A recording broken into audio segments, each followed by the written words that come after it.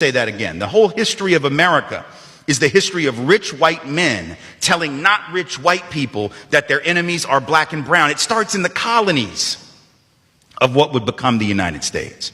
Let's remember, during the colonial period, mid-1600s, there was no such thing as white people. I know some people who are now called white find that shocking, right? Because they think whiteness is real, right? But whiteness was created. Europeans didn't call themselves white. We didn't call ourselves white. We weren't all members of one big happy family. Are you kidding? Have you studied the history of Europe? The history of Europe was about killing each other. That's what we did in Europe. We just killed each other before we figured out there were other people to kill. We just killed each other, right? I mean, that was the history of Europe. The English hated the Irish, right? Northern Italians didn't even think that Southern Italians were Italians.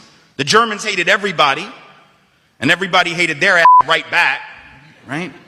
There was no team called white, no race called white, but all of a sudden, in the middle of the 1600s, there was. Why? Why was it suddenly necessary to create this thing called the white race? Well, because rich people can count, that's why.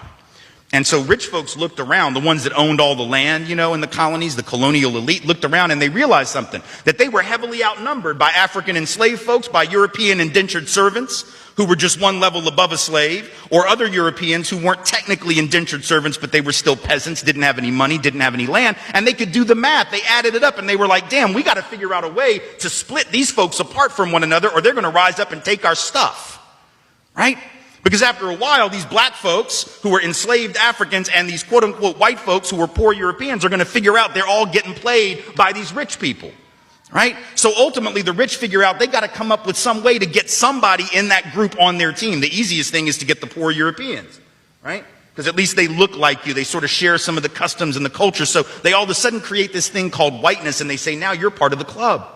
Now we're going to let you testify in court, enter into contracts, vote, at least if you're a man, own a little bit of land, at least if you're a man, right? And we're going to get rid of indentured servitude. No more of that because you're too good for that. And we're going to take the white men, now called white men, and put them on the slave patrol to keep black people in line. Give them a horse and a gun and a badge and make them feel big and powerful, right? They're still poor. They still don't have anything. They didn't pay the slave patrol well, right? Just exploited them, used them as a buffer between the elite and the other poor folks, particularly poor folks of color. And pretty soon the rebellions that occasionally happened where black and white got together to overthrow the elite, those stopped because the divide and conquer had begun to work, right? You could turn people against each other by telling those poor white folks, they got to keep these black people in line.